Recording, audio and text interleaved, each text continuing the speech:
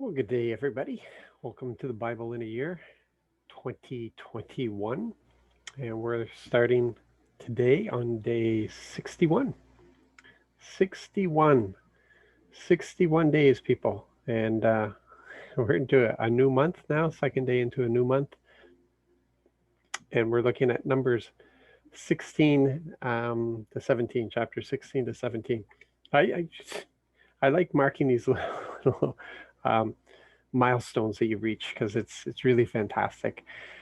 If this is your first year uh, doing this, then this is quite the feat for you because reading through some of these things can be very difficult because it seems so disconnected. And I'm glad you've joined in with us because it gives me the opportunity to maybe draw some lines, complete some dots, make it a little more relevant to where we are in our relationship with our Father today. And yeah, I'm thankful that you've joined in this way. But you've reached 61. Like you're into a whole new month now. That's January, February, and we're going into March. And that's quite the achievement. And you've read through some of the more difficult books.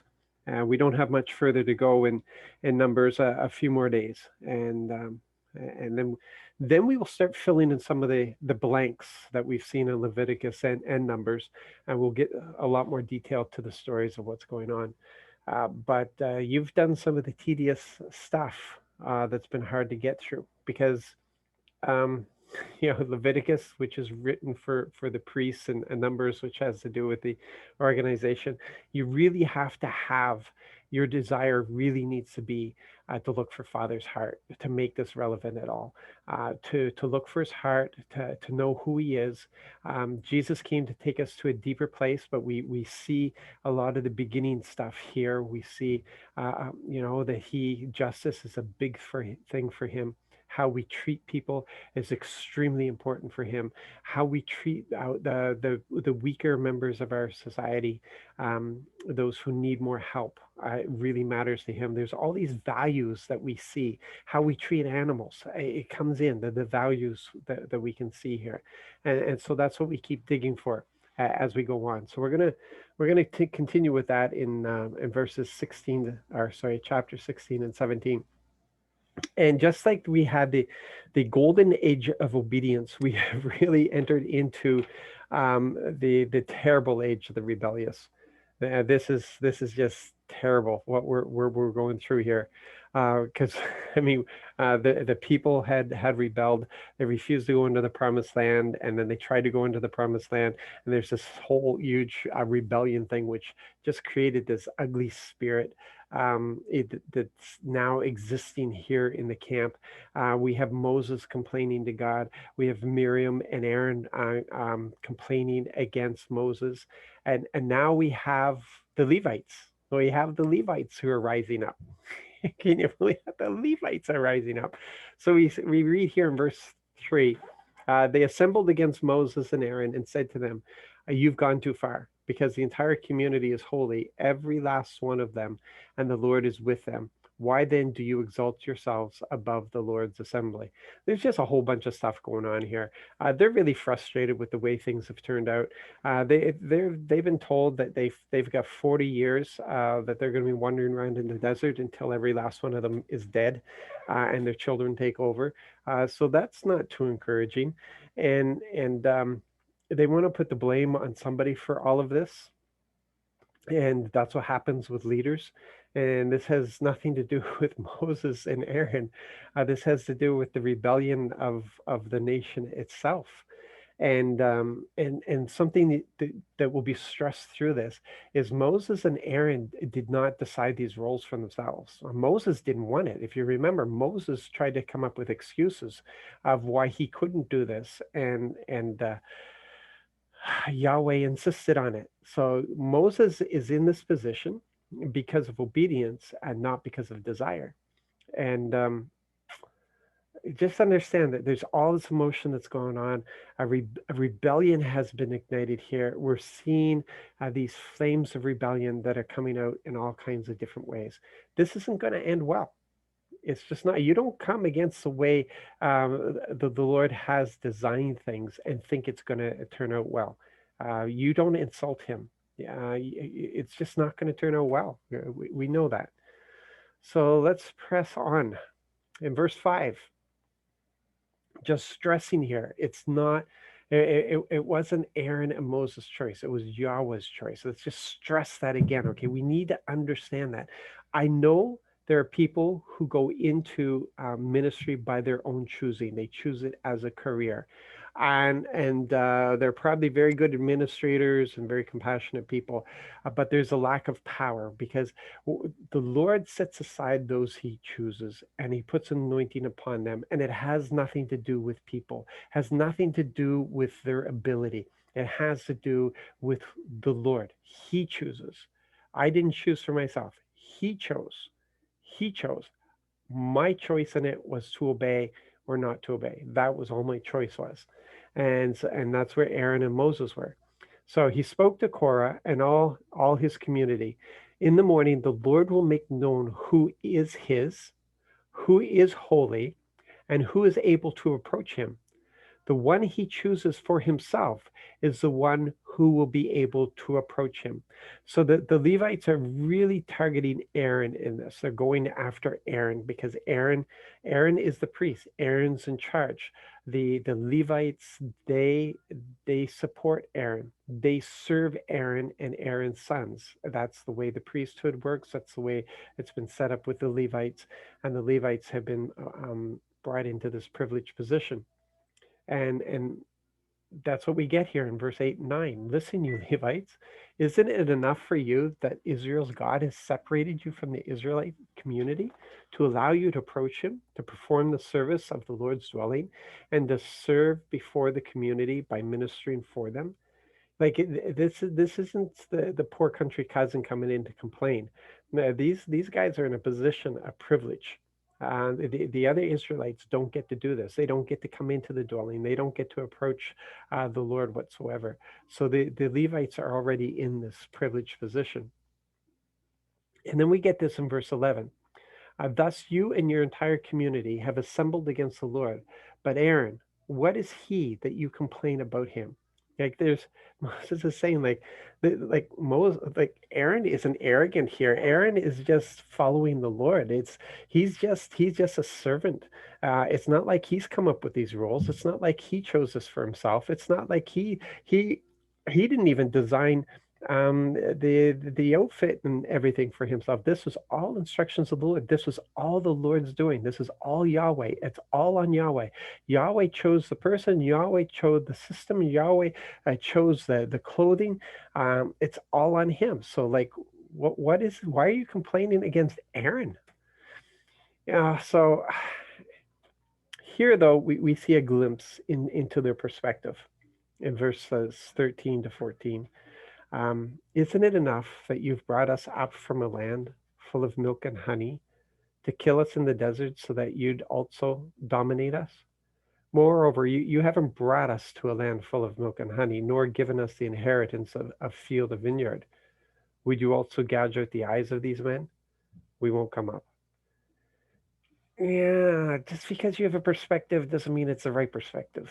We can read this and we can see so much that is wrong with us. It wasn't Moses that made any decisions. It's the people who refused to enter into the land. They rebelled against the Lord. The Lord gave them the consequences for that rebellion. He destroyed the leaders of that rebellion. It's not going to go well, is it? He destroyed the leaders of that rebellion, and he gave consequences to the community.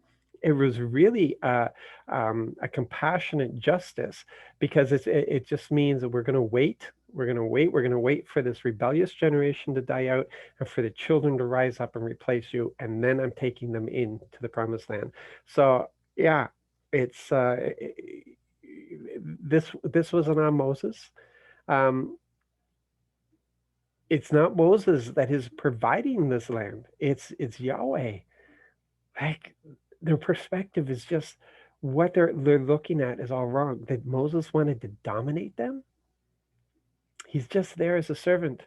And how many times has he fought for their life? How many times has he stood in the gap? How many times has he interceded so that the Lord wouldn't destroy all of them?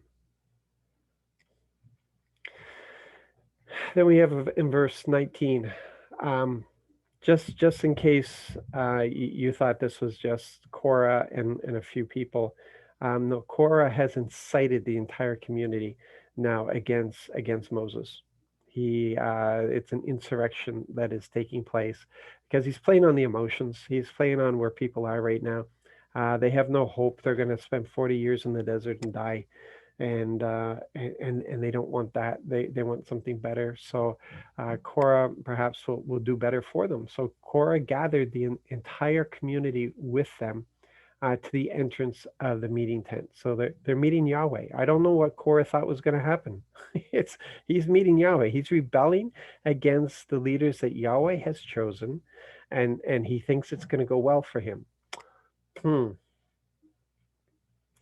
Verse 21, separate yourselves from this community so that I may consume them in a moment. Yeah, see, this whole rebellious thing, this whole attitude of rebellion has everything to do with the fall of humanity, and Yahweh can have nothing to do with the fall of humanity. So he's just going to wipe it out completely. He's going to start over with Moses and Aaron. Enough of this. Enough of this. He's just going to wipe them out. The only thing is that Moses and Aaron, um, they're going to remind Yahweh. They fell on their faces and said, God, the God of all living things, if one person sins, should you become angry with the entire community? It's kind of like Abraham's petition for Sodom and Gomorrah when he was saying, Lord, you wouldn't kill the innocent along with the guilty. That's not who you are. And this is what we have here is that you're not going to wipe everybody out because of one person's sin, are you? So they petition here. Um, and what happens is that the Lord tells the whole community to step away from these leaders, separate yourselves from these leaders, and because He's about to bring justice, and this is what justice looks like. He spares the community, but He removes the leaders, the leaders of the rebellion.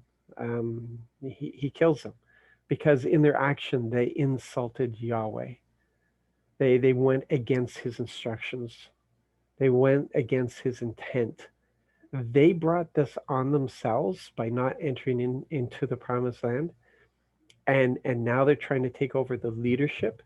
Do they think that Yahweh is just like nothing, that He is just some kind of idol, that they can do whatever they want to? It doesn't work that way. So I love Moses' prayer though. Like if these people die of a natural death, obviously I'm wrong. But if some creative miracle happens, then you know that I'm Yahweh's man, and the ground opens up and swallows up these leaders. Um, as I said in verse 28, look at this. Moses said, "By this you will know that the Lord sent me to do these deeds, and it wasn't my own desire." I feel bad for Moses because he didn't want this job. He tried to give his excuses. And maybe just he knew in his heart the nature of these people, without even knowing them. But he didn't want to do this. And the Lord insisted. And Moses is only there because of obedience. He did not desire power. He did not desire to be a leader. He didn't desire any of this. But he's there out of obedience. There are so many leaders within the church that get criticized and torn down and so much. And they didn't decide to become a leader. In fact, they probably tried to get out of it. But they are because the Lord chose them.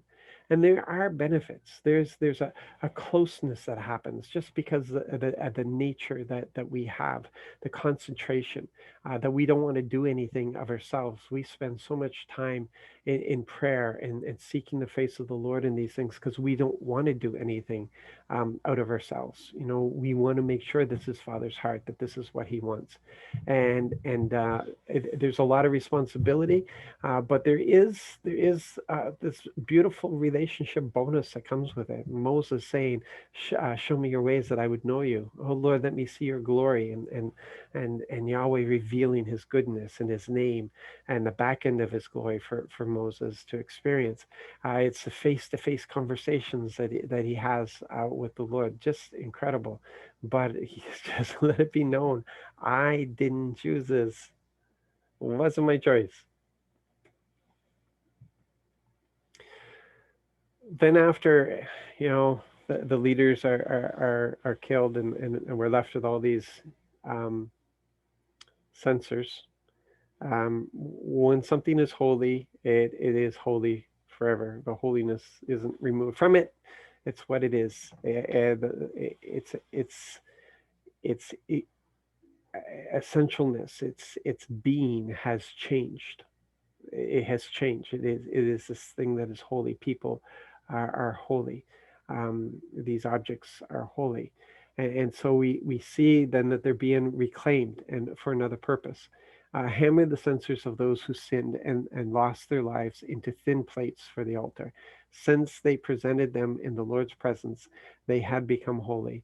They will be a sign for the Israelites, and that's what they're used for. They're used as a reminder. They're hammered into the altar so that it's before the Lord or before the people all the time, so that they remember this. They need to remember this. Yahweh is not someone to fool around with.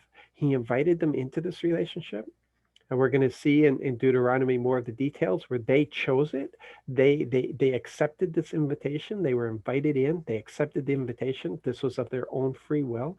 They became His people. Now these are the standards that they have to live, and these are the consequences for rebellion. And they didn't do this in ignorance. They knew exactly what they were doing, and this is a reminder for them. And still, yeah, you can see why He said this generation was going to have to die out. We read this in verse 41, and we can kind of chuckle, but it's really sad.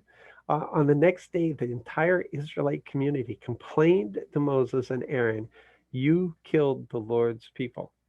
Yeah, Aaron and Moses spent months planning this, and they went down and they dug out they burrowed all these tunnels underneath that at the signal that they would just be able to, knock out the earth underneath these leaders, and they had the special magic fire that they use with the censers to just to burn up the people. It's crazy.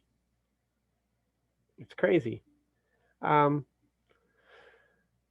but it's hard to understand what we don't experience, and we weren't in that position where hope was taken away, that they know they're going to die in the desert, and I guess they just felt that they had nothing to lose. But here they're complaining. They've seen everything. But did they really see it is the question. How dead were they spiritually after the rebellion? Could they not sense God? Did they lose their sensitivity to Him? They went from this golden age of obedience into this muck and mire of rebellion every time you turned around. It just, one act of rebellion can take you to that horrible place. Then in number 17, just a couple of verses out of here. Um, Yahweh had enough. He's just going to make this clear. Gather the staffs together from all the tribes, throw Aaron in there, and the one that buds is going to be, and I love, I love how he just puts a kind of an exclamation mark on this, the point final, where he he just not only does it bud, not only does Aaron's staff bud, it flowers and it actually grows almonds there. And just to make it absolutely clear, like I have chosen Aaron, not you guys. The staff of the person I choose will sprout. Then I will rid myself of the Israelite complaints that they make against you. So yeah, we're going to finish with this. So then, another reminder. They have that reminder of what happens with the rebellious, and now they're going to have a reminder of what the Lord does through those he anoints. Then the Lord said to Moses, return Aaron's staff in front of the chest containing the covenant to serve as a sign to the rebels, so that their complaints against me end and they don't die. And you can almost hear Aaron's name. Well, if I knew it, he was going to do that. I wouldn't have used my best staff. He's lost his staff now. It's there as a reminder. Look at what I do to the people that I anoint. I bring forth life. There's increase. I use these people for increase. I take them beyond what they can do for themselves. This is the message that he's given, and we need to understand that when people are in that anointing, they go beyond anything that they themselves can do, and the Lord just brings out His very best from them. And finally, in verse 12 to 13. We finally see some proper respect here. It might be fear, but fear of God is the beginning, right? It's the beginning. The Israelites said to Moses, we are perishing. We are being destroyed. All of us are being destroyed. Anyone who approaches the Lord's dwelling will die. Are we doomed to perish? Well, they are. The Lord already told them that. And it's true, they are perishing. It's true, they are being destroyed in the desert. It's true that they're all being destroyed. That was the consequences for the actions. But here now we see some respect for the dwelling. We see some respect for the presence. We see some respect for Yahweh. And at least it's a beginning. Even if it's a position of fear right now, at least it's a beginning. That's a lot. That's a lot we covered today.